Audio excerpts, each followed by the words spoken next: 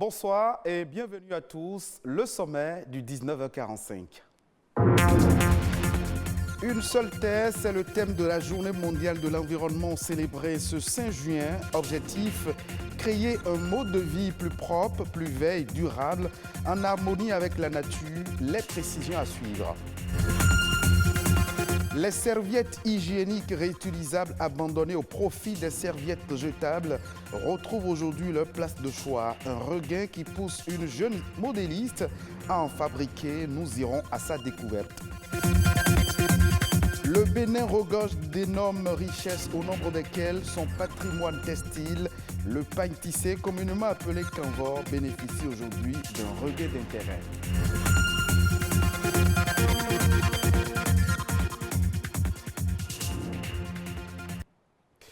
Les chrétiens du monde entier célèbrent ce dimanche la fête de la Pentecôte.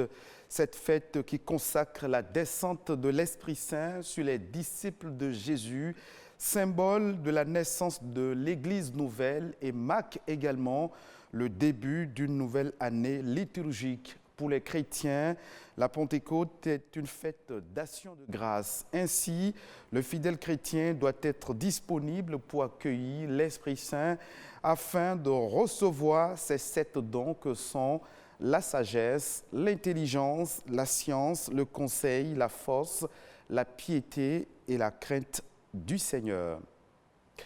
Ce 5 juin toujours, la communauté internationale célèbre la Journée mondiale de l'environnement. Une journée qui offre l'occasion de sensibiliser et de promouvoir l'action environnementale. Une seule terre, c'est le thème de l'édition 2022. Objectif, mettre l'accent sur un mode de vie durable en harmonie avec la nature. L'environnement est un bien gratuit qui doit être préservé, nous dit Amandine Aliambosso. L'environnement est un bien public, gratuit, accessible à tout le monde. Il répond aux besoins des êtres humains et fournit tout ce qui est nécessaire à notre survie. Lorsqu'on parle de l'environnement, c'est le cadre de vie, c'est la nature. Si ton cadre de vie n'est pas propre, donc on parle d'hygiène, ce n'est pas la peine que tu continues à vivre, quoi. Et il faut poser des actes concrets pour montrer à toute ta famille, tes enfants, voici ce que veut dire cadre de vie. Là où nous sommes, nous devons être propres. Déjà à partir de là, nous avons une bonne santé. Ensuite, qu'est-ce qui nous permet d'avoir de l'oxygène, de respirer? Vous voyez, c'est tout ce qui est autour de nous. C'est les arbres, c'est les plants, c'est les animaux, les insectes, tout ce que nous avons autour de nous. Même le soleil fait partie de l'environnement. Contrairement aux animaux, les êtres humains ont tendance à transformer leur environnement. Ils utilisent ce qui les entoure pour améliorer leurs conditions de vie. Les menaces à l'environnement sont nombreuses. Au niveau des écosystèmes, par exemple, il y a les coupes frauduleuses, la chasse illégale, la chasse illicite. Au niveau de nos environnements immédiats, il y a la malpropreté. Nous encombrons les lieux marécageux pour ériger des bâtiments. Après, il y a inondation. On demande de ne pas utiliser des sachets. Les gens continuent de faire. Vous voyez, c'est des comportements qui sont mauvais. Si tant est que nous avons besoin de l'environnement, il ne faut pas qu'on ait des comportements qui vont nuire à cet environnement et à la suite, c'est nous, autres humains, qui allons subir les dégâts. Des écosystèmes en bonne santé sont indispensables pour améliorer les conditions de vie des populations. Les Nations Unies ont adopté la décennie des Nations Unies pour la restauration des écosystèmes. Elle s'étend de 2021 à 2030 et vise à mettre un terme à la dégradation des écosystèmes et à les restaurer afin d'atteindre les objectifs de développement durable. Les solutions aux problèmes environnementaux existent.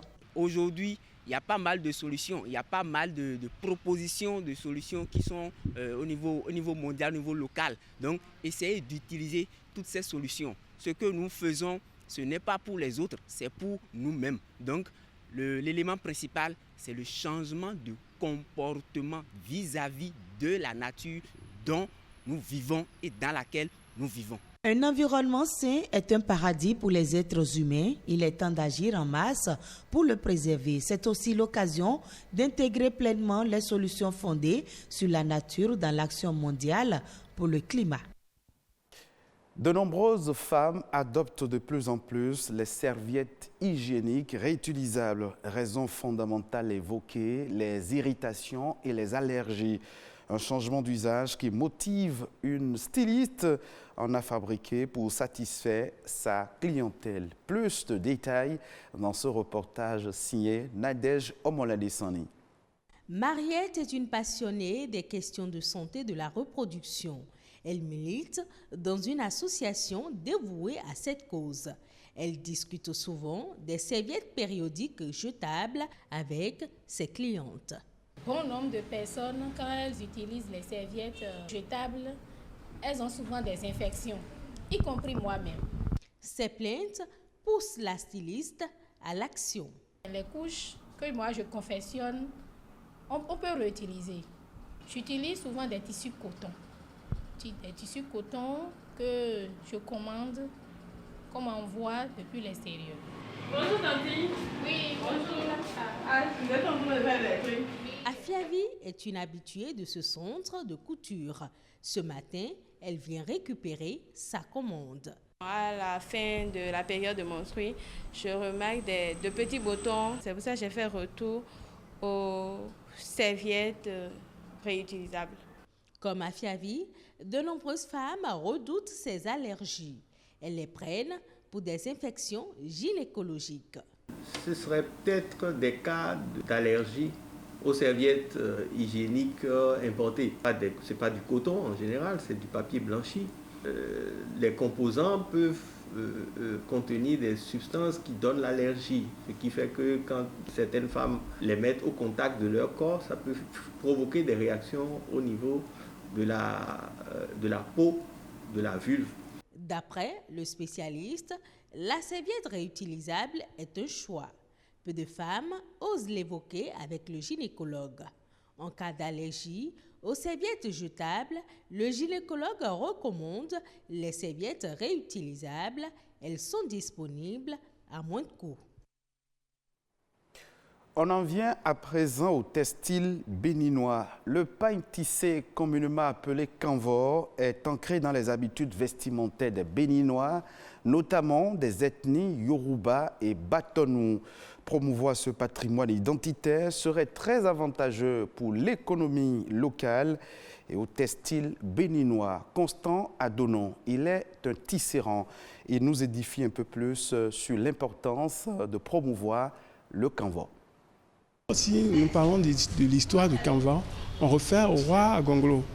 C'est ce roi, dans ses conquêtes, allé à Oyo, a vu un tisserand en train de tisser là-bas. Il dit ça m'intéresse.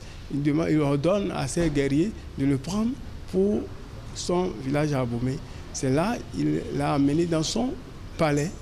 Et ce tisserand habillait ce roi jusqu'à ce que les enfants du roi aussi ont appris à tisser. C'est là le tissage aujourd'hui, dans le palais du roi Agonglo, dans le quartier du roi Agonglo. Presque ces petits arrière-fils sont tous tisserands. Leur vie avec le kanvor fait la fierté du Bénin parce que ça va de notre culture. Déjà au sud, quand un Béninois porte notre kanvor, on sait déjà qui il est. Quand tu prépares ta valise et tu n'as pas kanvor dedans, ta valise n'est pas complète. Donc le kanvor béninois identifie le Béninois. Ce n'est pas le tissage que moi qui suis ici, je gère ma vie, je m'occupe de ma famille. Donc si l'État nous aide à développer, à valoriser bien, beaucoup vont rentrer dedans et vont gérer leur vie avec. Pour apprendre aujourd'hui, nous avons des associations qui sont prêtes à former les gens en moins d'un peu de temps. En bref et en image, les prix des denrées alimentaires augmentent dans la zone UEMOA et ont déjà dépassé les seuils de sécurité de la Banque centrale. Dans les pays comme le Bénin et la Côte d'Ivoire, les prix des produits alimentaires sont en hausse de 12%. Une relance de la production locale devient alors une urgence. Il faut mettre en place une réforme du secteur financier au sein de l'UEMOA, à l'instar de plusieurs autres pays africains. Pour y arriver, une régulation du secteur bancaire orientée vers la production des biens et services devrait être plus efficace que celle actuelle, davantage centrée sur la réduction au maximum des risques.